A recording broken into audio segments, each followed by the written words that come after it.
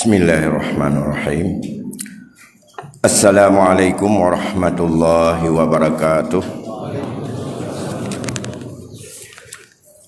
Alhamdulillah alladzi anzalal Qur'an hudan linnas wa bayyinatin minal huda wal furqan. Asyhadu an la ilaha illallah wahdahu la syarika lah wa asyhadu anna sayyidana wa nabiyyana Muhammadan abduhu wa rasuluh Muhammad Allahumma wa ala alihi wa sahbihi ajma'in amma ba'd. Faya ibadallah ittaqullaha haqqa tuqatih wa la tamutunna illa wa antum muslimun. Faqala Allah subhanahu wa ta'ala fil Qur'anil Karim, a'udzu billahi minasy syaithanir rajim. Bismillahirrahmanirrahim. Syahrul Ramadan alladzi unzila fihi al-Qur'anu hudan linnas wa bayyinatin minal huda wal furqan. Sadaqallahul azim. Segenap puji beserta syukur senantiasa kita persembahkan kehadirat Allah Subhanahu wa taala. Selawat dan salam keharibaan junjungan alam Nabi besar Muhammad sallallahu alaihi wasallam pada keluarga dan sahabat beliau sekalian yang dimuliakan Allah Subhanahu wa taala.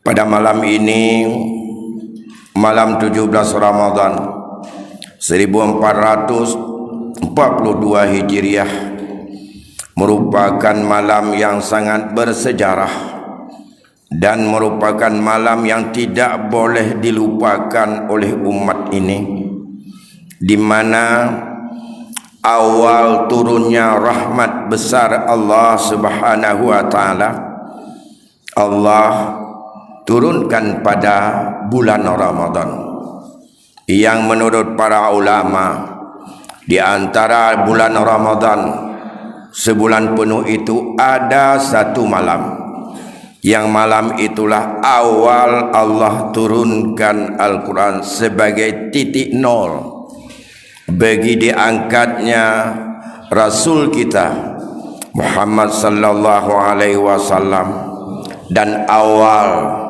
daripada hilangnya masa kekosongan atau masa fitrah antara ajaran, antara ketentuan yang ada pada Rasul sebelumnya, dan mulai berlakunya ajaran ketentuan syariat yang sifatnya permanen dan berlaku untuk seluruh umat manusia tanpa mengenal kelompok, ras dan wilayah. Inilah yang disebut dengan kaffatan linnas, berbeda dengan ajaran dan para rasul sebelumnya, yang pada satu periode bisa beberapa orang rasul dan ajarannya bisa juga berbeda yang berkaitan dengan syariat. Amma berkaitan dengan ketauhidan yang disebut dengan ad-din, dan itu adalah semua rasul sejak masa Adam sampai kiamat dunia ini tak pernah berubah. Hanya akal-akal manusialah yang di saat sudah bosan dan ingin tampil beda dan untuk menunjukkan kepada orang lain bahwa mereka itu lebih hebat, maka situlah terjadinya rekayasa dan mencoba untuk memodifikasi, dan itulah disebut dengan masa-masa fatrah atau masa kekosongan. Kaum muslimin sidang jamaah tarawih yang dimuliakan Allah, kita semua yakin, andai kata tidak yakin berarti yang salah adalah syahadat kita. Yang perlu dipertanyakan adalah tauhid kita, bahwa Al-Quran yang di dalamnya sudah dikumpulkan oleh Abu Bakar atas saran dan anjuran Umar ibnu Khattab setelah peristiwa besar yang terjadi dalam perang antara kaum muslimin dengan kaum murtad. Maka saat itu terjadinya syahid para hafaz dan penghafal Al-Quran sampai 72 orang. Maka diperhitungkan sekali peperangan meninggalnya para hafaz 72, 10 kali, 100 kali, maka habislah Al-Quran. Maka kitab suci akan menjadi sebagai wadah untuk saling untuk dipertentangkan dan untuk diperdebatkan. Maka atas usul Umar, dan ini sebuah kebaikan, maka Abu Bakar menerima dan membentuk tim dan mengumpulkan Al-Quran bukan untuk dibaca, tapi untuk disimpan, yang sampai dengan pengembangan Islam yang sangat dahsyat dan sampai kepada masa Utsman, barulah setelah melihat fenomena di beberapa wilayah, dan saat itu bacaan sudah mulai berbeda, barulah dia ambil di tangan Hafsah dan untuk dijadikan sebagai panduan yang dicetak dalam 4 cetak. Dan bagi kaum Ahlus Sunnah wal Jamaah, apa yang bentuk tim ini yang disponsori oleh ketua tim dalam 2 periode dan 2 season, mulai dari Abu Bakar sampai dengan masa Utsman, yaitu Zaid bin Sabit, sudah final dan sudah lengkap dalam kumpulan 6.666 ayat dalam satu pendapat. Tidak ada lain yang tertinggal. Ini perlu hati-hati, di mana orang-orang Syiah mengatakan ini sekecil apapun. Cukup banyak yang masih belum terkumpul dalam versi mereka. Ahlus Sunnah menentang, dan itu adalah sesat, menyesatkan. Oleh karena demikian, di tengah-tengah begitu mudah transportasi dan dengan bermacam mudah dibaca ilmu pengetahuan, perlu bagi kita meyakini kembali dan bahwa petunjuk hidup bagi umat yang tak perlu ada keraguan sedikit pun adalah sudah lengkap dalam petunjuk Al-Quran. Kalau setebal hanya 30 juz Al-Quran, tapi mengatur setiap aspek yang sudah terjadi, yang sedang terjadi saat Al-Quran turun, dan menginformasikan juga apa yang akan terjadi bagi umat ini sampai kiamat, bahkan menjelaskan apa yang akan terjadi setelah dunia ini binasa, kiamat terjadi, alam barzah habis, tinggal alam mahsyar, sudah diinformasikan dalam Al-Quran, menunjukkan betapa padat dan punya isyarat yang begitu lengkap dalam Al-Quran. Dan tentu saja dalam pemahamannya dibutuhkan kepada ilmu yang tidak sembarang, bukan untuk bisa dipahami kandungan Al-Quran hanya dengan modal sudah bisa baca dan bisa menterjemahkan dan bisa ahli bahasa, tapi dibutuhkan banyak faktor ilmu lain.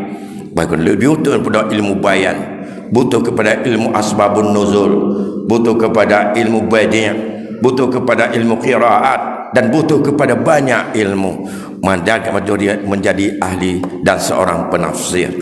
Oleh karena demikian, bagi kita umat yang awam, tentu saja tidak bisa sembarang untuk mengambil kesimpulan hukum dengan hanya sepotong ayat, tapi dibutuhkan kepada sandaran-sandaran, kepada ahli tafsir yang punya kualifikasi cukup menurut ilmu dalam memahami ayat. Inilah yang diingatkan oleh Rasulullah, man fassara al-Quran bighairi ilmin falyatabawwa maq'adahu ilan nar. Siapa yang berani meyakini dan menafsirkan ayat Al-Quran bighairi ilmin, dengan tidak menyukup daripada ilmu pendukung baginya, maka itu akan membawa tempat duduknya kepada neraka jahanam. Na'udzubillah. Oleh karena demikian, memahami sebuah ayat, tak bisa lari daripada ilmu penafsiran yang pernah ditinggalkan oleh para ahli tafsir. Baik tafsir itu yang sifatnya adalah tafsir bil maksur maupun dengan tafsir bil aqli atau bil ra'yi. Terserah tafsir manapun yang memenuhi kualifikasi menurut istimbat para ulama. Tuku-tuku kaum muslimin sidang jamaah yang dimuliakan Allah. Oleh karena demikian, bagi kita membaca sepotong ayat, satu huruf, yang itu huruf Al-Quran, nilainya fahla. Apalagi kalau mau untuk mengkaji lebih jauh, memahami dengan melihat kepada sandaran tafsir yang oleh para mujtahid juga sandarannya kepada Al-Quran sebagai induk daripada petuah, induk daripada petunjuk, induk daripada arah, hudal lil muttaqin, sebagai petunjuk bagi orang yang muttaqin. Tentu saja kita akan mendapat pahala yang berlipat ganda di bulan ini. Oleh karena demikian, ada dua pesan Rasul berkaitan dengan kandungan Al-Quran. Dengan Al-Quran itu sendiri yang sudah ada di hadapan kita, yang dikenal dengan mazhab Utsmani, bukan mazhab Syi'i, maka itu adalah hendaklah selalu dibaca, dipahami, tapi jangan diambil kesimpulan hukum secara qat'i, tapi butuh kepada unsur-unsur lain untuk melihatnya. Yang pertama, Al-Quran ini fungsi bagi kita sebagai umat adalah syafi' musyaffa'. Al-Quran itu akan menjadi sebagai penolong kepada orang-orang yang akan menolongnya. Di dunia hari ini, siapa yang menolong Al-Quran? Siapa yang memuliakan Al-Quran? Siapa yang menjiwai Al-Quran? Siapa yang sangat menghormati Al-Quran? Siapa yang membela Al-Quran? Al-Quran menjadi syafi', orang yang akan memberi syafaat kepadanya. Yang kedua, tidak pernah Al-Quran ini melepaskan seseorang yang mencintainya terhadap sesuatu kebenaran. Oleh karena demikian, siapa saja ja'alahu, menjadi Al-Quran sebagai imamnya, qadahu ilal jannah, Al-Quran akan selalu menuntun dan mendorongnya ke syurga. Sebaliknya, wa man ja'alahu khalfahu saqahu ilan nar, siapa yang menjadikan Al-Quran sebagai pengikutnya, pengikut nafsu, lebih gede akalnya, targetnya, keinginannya, nafsunya, cari Al-Quran pendukung untuk memuluskan jalan kepada keinginannya, itu dijadikan Al-Quran sebagai makmum. Maka kata Rasul, maka Al-Quran akan mendorongnya ke neraka. Bagaimana maknanya? Orangnya katanya tak pakai Al-Qurannya apa sebagai penuntun, jalan untuk katanya wabah Allah dalam ibadah, dalam muamalah, dalam bersosial, dalam berbudaya, dalam menetapkan hukum, dalam menyelesaikan perkara. Al-Qurannya sebagai jalan tatama, tasidat haimai di keluaran, itulah kebenaran. Atau sebaliknya, ini target kita buat, saya harus mendapatkan seperti ini, saya harus mendapat duit seperti ini, saya harus bisa duduk jabatan ini, saya harus mencapai daripada tingkat ini. Untuk mendapat partisipasi daripada kaum muslimin yang mengimani Al-Quran, maka kita jadilah setengah di mana-mana ayat yang mendukung profesi kita. Nyan dikatanya tak pegat Quran, nyan adalah sebagai makmum tu. Menyahan je tacok mandum, cok tikan. Mithu aja. Wal yahsal ladzina law taraku min khalfihim dzurriatan dhi'afa, nyan hanya kebah duriyat yang lemah, nyan cok sebagai andalan kepada wajib tamong KB. Mesti yang lebih banyak je cok. Yang khusus ayat KB mesti dicok yang cocok-cocok, yang nak cocok ke bahu bini. Yang adalah siapa yang menjadikan Al-Quran khalfahu sebagai yang harus mengikuti kemauan akal dan target nafsunya, qadahu ilan nar, Quran akan mendorongnya untuk ke neraka. Jadi dengan ayatnya Tapi beliau ayat dengan harga murah, kepentingan rawat tu, nyan Quran akan ditulak katanya bagah-bagah untuk tuk katanya dalam neraka. Tapi siapa yang nawa itunya, niatnya Al-Quran sebagai imamnya, bagaimana ekonomi seperti ini boleh enggak tanya sama Al-Quran? Al-Quran dijelaskan dalam hadis seperti ini. Hadis ini dijabarkan oleh ulama dalam itat seperti ini. Oh, kalau begitu, kalau begini enggak boleh, karena Al-Quran mengatakan enggak boleh. Itu tak pegangnya ke imam tempat tak ikut. Nyan, ia akan menuntun kita untuk sampai ke syurga dan nikmat Allah. Ini yang pertama. Yang kedua, dalam hadis diriwayatkan oleh Imam Tabrani, aksiru min tilawatil Quran, kata Rasul, perbanyaklah untuk kamu baca Al-Quran fi baitikum, di rumah-rumah kamu. Gepi mukjizat Al-Qurannya menurut petunjuk Rasul, geyo baca bela Quran dalam rumah, baik geyo dengar le. Hai matuji tak putakat la rumah dah tak baca Quran ham tabah. Nyan le cik tu Quran le rumah. Tapi yang baca udah yang dengar nyan mengbeun je. Itu tidak. Bacalah Al-Quran. Perbanyak baca Al-Quran dalam rumah. Karena mengapa? Gepegah di Rasul. Coba tes. Siapa rumah mana saja yang tidak dibaca Al-Quran di dalam rumah tersebut, sedikit kebaikannya, kemudian banyak keburukannya, dan sempit cara berpikir keluarganya. 3 faktor. Tapi semantang rumah yang le baca Al-Quran, maka rumah itu akan selalu damai, tentram. Masalah besar bisa kecil, masalah yang gegabah akan bisa dipetahkan dengan bijak untuk diambil kesimpulan.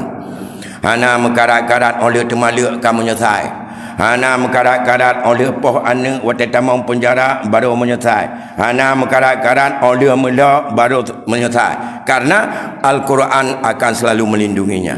Itu perintah Rasul. Walaupun belum mampu untuk memahami, kesetiaan untuk kita selalu berada di bawah lindungan Al-Quran, bila baca Al-Quran. Oleh karena demikian, sebagai inspirasi dalam rangka kita malam ini malam nuzul, baca Quran di masjid, baca Quran di rumah. Menyor rumah kalau nak Quran, jak belau Quran, baik andalkan dengan HP bentang. Peduk Quran di rumah. Olehnya baca. Sisihkan waktu tertentu walaupun 5 menit setiap hari atau setiap malam untuk kita duduk membaca Al-Quran di rumah bersama keluarga, bersama anak, atau ada yang membaca, atau berikan jadual setiap ahli rumah ada baca Quran walaupun 5 menit. Mudah-mudahan 3 hal itu dijauhi oleh Allah. Yang pertama adalah sedikit kebaikan, kita akan banyak kebaikan di rumah itu. Kan yang buruk yang lahir, tetapi yang good akan banyak kebaikan. Yang kedua, akan memperkecil keburukan.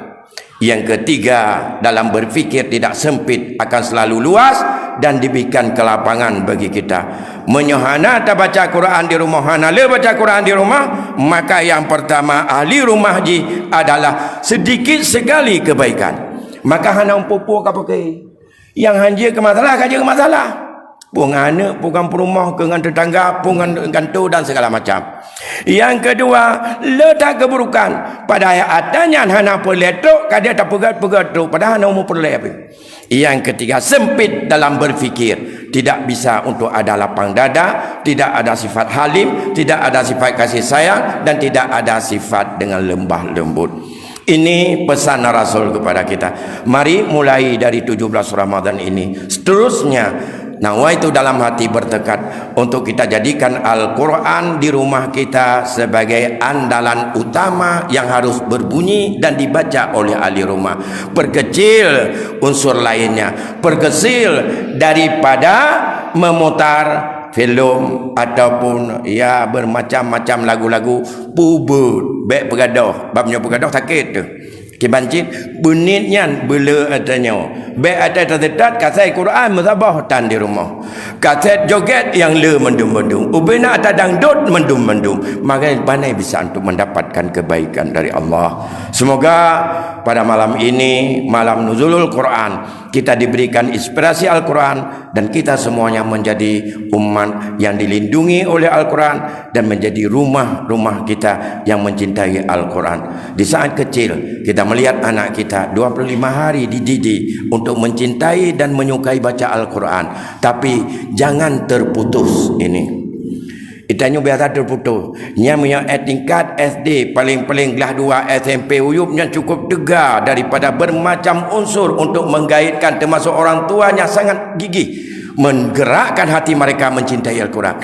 Mulai kelas SMP, kelas SMP perguruan tinggi, mati tidak ada kesinambungan. Maka matilah Al-Quran di saat mereka besar. Maka urangnya berapa kalau kita evaluasi yang mencintai Al-Quran dari anak yang sudah dididik setelah mereka hari ini menjadi pemuda, menjadi generasi-generasi yang kita harap tampil. Dengarlah hari ini dengan dibandingkan 10-20 tahun yang lalu. Di Melasah payah tajak Melasah menyaibat bulan puasa, payah tajak tak cok mik tak tarik tak lep tak pun mati baru tengok temahan tengok tu. Orang perunuhan IPK katib carang ji baca kiki yang mahut rap datang Melasah lagi nyan. Cukup hadup dia dengar. Galam orang lain dengar, matuh dah dia dengar. Orang perunuhan taputan. Atai mutu bak mik karena cinta ke mik sagai. Padahal ibu nan dia elok. Beberapa orang. Maka hari ini kita lihat betapa langkah pembaca Al-Quran. Payah khusus orang tadarus. Tercetak muput dah. Lain apa yang bagian nonton-nonton hana tabarus. Nyan perutih dikitanya bukan generasi Al-Quran. Generasi nonton. Nyan tu dah bagi jawab. Yang baca Al-Quran nak khusus. Yang kita nyonya hana baca Al-Quran. Habis pun tu dah pegang. Yang tu jawab soal mana akhirnya nak khusus-khusus. Nyan hak tengku-tengku jak mutajid. Kamu yang hana tengku yang hana payah jak mutajid. Nyan pun nak bagi jawab kenan. Hanya dah bagi jawab atas sama di hadapan Allah kita semuanya. Demikian yang dapat kami sampaikan sebagai inspirasi awal dalam kita menyambut daripada 17 Ramadan ini. Dan mari kita lebih giat lagi untuk menemukan janji Allah kemuliaan dalam bulan Ramadan ini. 10 akhir lebih mendekati untuk mendapatkan daripada malam yang berlebih dan diberikan kelebihan daripada 1000 bulan atau dengan malam qadar. Semoga dengan nawaitu ini pasti kita akan mendapatkannya. Amin ya rabbal alamin. Lebih kurang saya mohon maaf. Wassalamualaikum warahmatullahi wabarakatuh.